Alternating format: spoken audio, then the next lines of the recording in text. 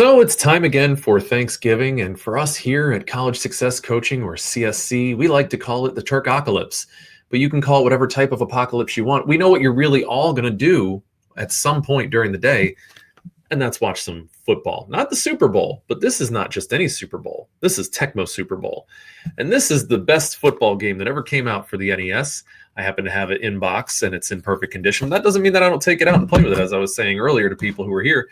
It's a great way to spend some time with people. Play games this Thanksgiving. I don't know what you're doing, but you're not playing any games, and that makes me sad. If you can't enjoy some kind of family tradition, then I don't know what you're doing on Thanksgiving other than eating a dry bird and watching football when you could be playing it on the NES. Anyway, that's just my two thoughts. It's College Success Coaching. This is Eric Allen. Let's get started.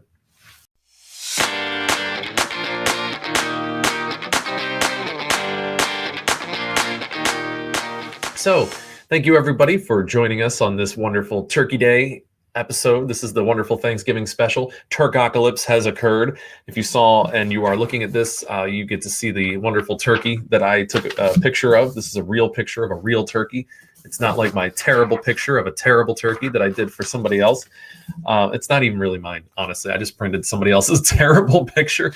It kind of reminds me of Maddox, and going onto his website is always a good idea. So quick plug for him. Even though he will never have any idea about this. I should contact him, actually. That'd be a great interview. You guys would enjoy that one. Anyway, let's get down to it. Thanks for joining us, and let's talk about the mug of the week. This week, it is edible arrangements. I had another one if you're looking at my videos on YouTube, or if you're one of our non-subscribers. I can't believe that you're not. Anyway, I'm really happy that you get to see both. This one also had like some awesome stuff involved. It had the fruit and chocolate dip, and I got it. So I have two of these. And, different colors for different occasions. But I thought I would just share more than one mug of the week because it's a very special Thanksgiving episode. And as I was saying to people before I started recording this, I don't have anything else. I have no turkey. I have no turkey mugs. I have no cornucopia mug. I have no dried corn mug.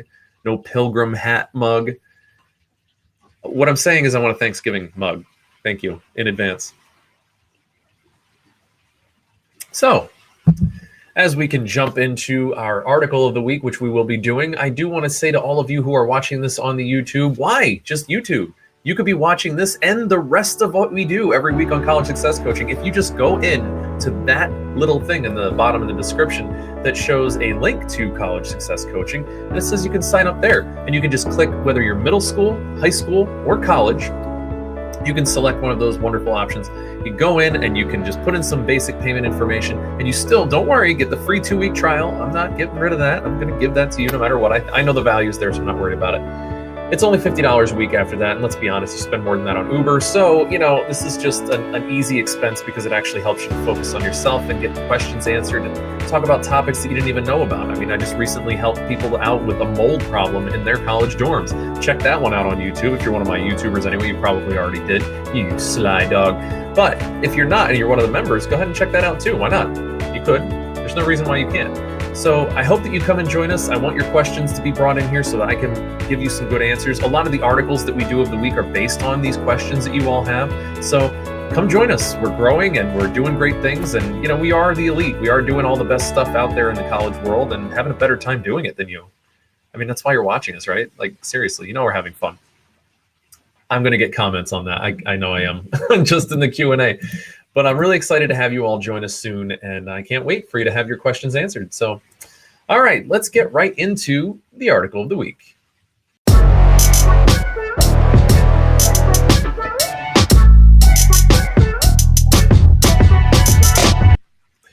This week, the article is, really, it's a messed up one. This is from Fox News Live, which I don't know why it's live because I'm reading this article and it's not live. But this was 2 days ago. Yale University is sued for allegedly removing depressed student to avoid negative press. That's pretty serious. So let's get into this because I want to find out how likely it is that they actually are getting sued.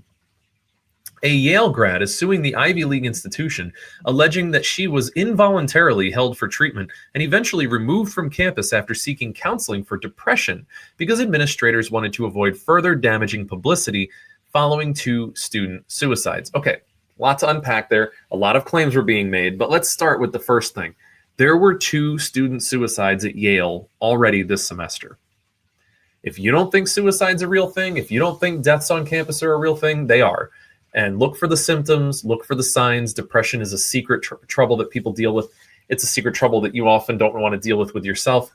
Get help, seriously, and look for help for your friends. And if somebody endorses something of a suicidal statement, please encourage them to get help and don't be quiet about it. We don't need more of this. Like, seriously, I have things like this that we're dealing with for some of our members right now, and it's just terrible. It's tragedy. So, second part to this Yale grad is suing Yale because she really believes that she was being treated unfairly because she went and sought help for depression. And she thinks that administrators want to avoid damaging publicity. So whether or not that's true, this person really does believe it is, but this will automatically tell you that this is not necessarily true. It's just what the student thinks is true. I think that's important just for the article's sake so we can stay objective here. A lawsuit filed in a New Jersey federal court on November 5th details the allegation made by a woman identified only as ZP. There's the problem with having a very unique name. When you have letters like ZP, it's going to be pretty easy to find out who this person is. Not that I'm encouraging you to do that, but come on, why would you do that? Unless it's not really their initials, which would be amazing. That the school violated her constitutional rights and unlawfully held her for treatment at Yale New Haven Hospital before placing her on mandatory medical leave during her senior year, the Yale Daily News reported. At least the Yale Daily News is reporting things that aren't necessarily favorable to Yale. That's good journalism. According to current court documents, ZP spoke to her religious advisor in November 2016. Her religious advisor? You have an advisor for your religion at Yale? That's interesting. I wonder what they advise her on. Anyway, she shared that she was upset that the school had returned to relative normalcy quickly after 2 students committed suicide earlier that month. She was advised to seek counseling, during which she was then told to admit herself to the hospital, the news reported. So she went there to talk about other kids committing suicide and then was told to go admit herself. We either don't have enough information about this conversation or this is pretty sketch. Which one do you think it is? Let's continue. We'll find out. So the student followed the recommendations, but according to court documents, she was not made aware that after admitting herself, she could be involuntarily held. She also claims that hospital staff illegally gave her medical information to Yale officials, something she says led to her being placed on medical leave. So yeah, there's this thing called HIPAA, and essentially it talks about your medical records are not publicly available information. So your college does not automatically have the right to your medical information. That's true. So I don't know what the legality is if that hospital is owned by the college, but it's probably still illegal. ZP did not finish out the fall of 2016 semester and was not allowed to return until the following year when she was finally able to graduate in the spring. Yeah, nothing says we are worried that you're depressed, like kicking you out of school when you're close to graduating. That couldn't possibly be depressing. Wow. So this was again, let's talk and appeal to the common sense of this situation. That's a terrible idea. Like maybe have somebody check in regularly, have like a student sponsor, have some kind of regular treatment regimen, offer lots of support and options, but you're endorsing that you're depressed. So what we're going to go ahead and do is kick you out and not let you graduate with your peers.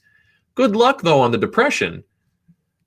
This Yale, guys, Yale. And I know a couple of you that are watching this right now go to Yale. Like, don't do drugs, okay? Like, how would you think that was the right move? No matter what else this does, I don't know if this is true, that it was a publicity thing or whatever. Like, I don't know, that's just a non-commonsensical. If you were the counseling center at Yale's campus. I mean, I'm kind of allergic to that. I might even sneeze just thinking about this. This is terrible. Oh, wait. Woo! See? I mean, every once in a while in these article reviews, I sneeze. It's usually when I sniff something a little ridiculous. I'm definitely sniffing some ridiculous here. A Yale spokeswoman declined to comment, citing pending litigation, according to the Associated Press. But the plaintiff's lawyer, Robert DeGroot, are they Groot? It's literally Groot, like I am Groot. So Robert, who's really Groot, says that his client was asked to leave only because the school was concerned about another suicide and additional damaging attention in the media. Okay, but again, let's go to the common sense time machine. So if you were worried about the press that you were going to get from two students committing suicide, what do you think the story would read of a student you kicked off campus and then committed suicide when they could have graduated? I don't see how that doesn't trail back to Yale. I mean, so I don't know that the lawyer is being honest here, because seemingly this would be a very bad thing for the campus. So, as stupid as it sounds on the one hand, this also sounds pretty equally stupid. And this is why we can't just draw conclusions about what's going on from an allegation, like being sued. Like anybody could sue anybody for anything. Like I could sue you right now, as soon as I know your name and your address, I could get you served. I'm going to sue you for being too smooth. Like, you could sue for anything. So it doesn't mean that anything was done here. Although it was a terrible move, I would agree. I don't necessarily agree with Groot when Groot says this was not done to assist this young woman. I mean, that I kind of agree with. But Groot also told the student newspaper this was done to protect Yale's own image from being tarnished. The lawsuit seeks damages connected to the violation of the Federal Americans with Disabilities Act. I mean, I actually think it's both. I think that it's not necessarily going to help them and their own image being tarnished, but it wasn't going to help this young woman. This was a stupid move. And for a smart college to do something this stupid, all the way around, dummy marks, A+, E for effort, this is just terrible. When you look at things like this, I hope you recognize the hypocrisy or the contradictions in the logical fallacies that, number one, this person's in trouble, let's kick them out. Number two, we're worried about our reputation about somebody killing themselves. Let's make it more likely that they do, because that won't come back and bite us. I mean, there's no logic. I honestly think this was just mishandled, really. And the fact that they can be sued right now goes to show you this was not managed properly. People were not being consulted. This was just kind of like, let's make some decisions. Let's make this happen. And what this should go to show you is that even in Ivy League schools, in great schools, and no offense to Yale, I'm sure my Harvard kids are like, hey, Yale. But Harvard's being sued too right now, guys. So, pump the brakes. Anyway, even though we can joke about the fact that these colleges are sued, recognize that all colleges are going to technically be able to make terrible moves that could really impact you individually. So what do? You're feeling down, you're feeling depressed, you're feeling anxious. Who do you go to? Do you go to the college counseling center? Yeah, probably still. Or do you have somebody on call that you trust, that knows your medical history, that maybe just is your primary care physician's suggestion in the area, that maybe you go to me and you ask me, and then I could connect you with somebody who could do the counseling piece, and we can really work through this. One of the things that I would hope is that you could come here. I'm impartial, I'm non-biased, I can help you, connect you with resources that are on your campus, off your campus. But the preventative measures that I'm going to recommend to you right now, whether you're watching this on YouTube or you're watching this as a member, and shoot me some questions, comment section or in the Q&A, more about this. I'd love to hear more. Email me, eric@collegesuccesscoaching.com. I want to know, what are your thoughts on this? Because my personal thoughts are that you should get preventatively a mental health connection, either a counselor suggestion from your primary care in the area, or preemptively contact somebody who's involved with the mental health work in that area, somebody outside of the school or in the school that you can trust as a confidant. Get good advice. Find out ahead of time. You don't want to wait until you feel really, really down and really low. What you want to be able to do is speed dial somebody who's going to make you feel better.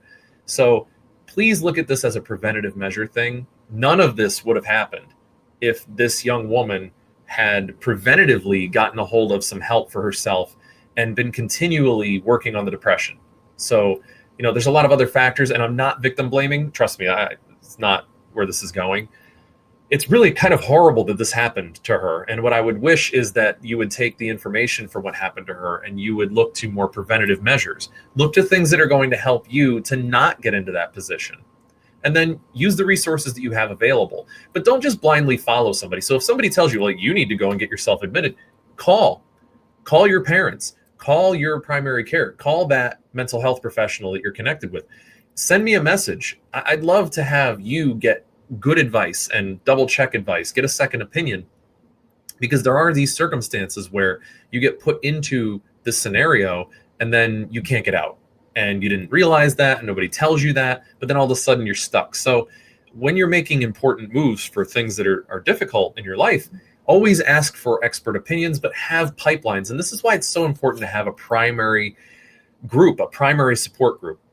And this is going to kind of lead me into a little bit more in the Q&A, because we have questions about that. But having a group of people that you trust is so invaluable to this process, because it's just, you need it. You need to have somebody you can trust. This poor woman trusted the wrong people. Her religious person advisor, and then her counselor that told her to go and admit herself, and then not finding out that she couldn't get out. I mean, this has happened to people that I know in the past who were in, like, say, basic training, and somebody tried to kill themselves in their bunk, and they tried to stop them. So what did the military do? They dishonorably discharged both of them. And this was a huge problem. This is a great shame for this person who had to go through this. And all they were trying to do was the right thing.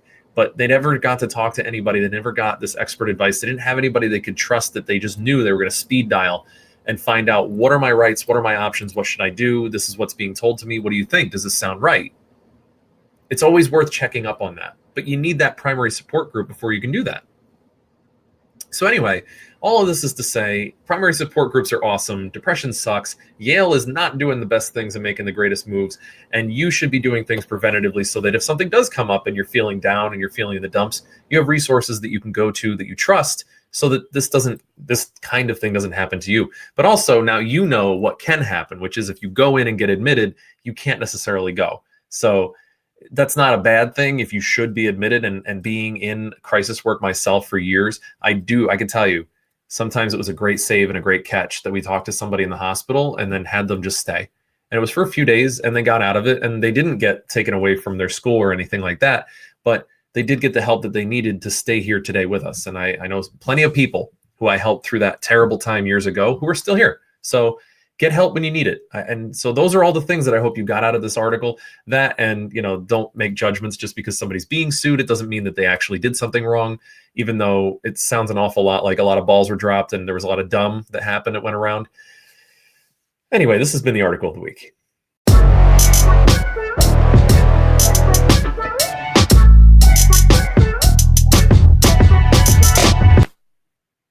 So happy Thanksgiving to everybody. And I'm really excited for all of you to have been a part of this and to get a lot out of your primary support groups, hopefully this week as you go into Thanksgiving. I know some of you probably are watching this as a video now because you couldn't make it, because you were probably traveling to get home. And awesome. I'm super excited for you. I do want to talk a little bit about the questions and answers I have on seeing people from when you were back at home, and some drama, things like that. But in order to see those, you're going to have to be a subscriber so that you can check out this week's video. They do all delete after this week, so next week it'll be a different video. So subscribe now, and you can watch the rest of this video where I go through the Q&A. Otherwise, I have to bid you all a farewell on YouTube, and we're going to call it. So happy Thanksgiving.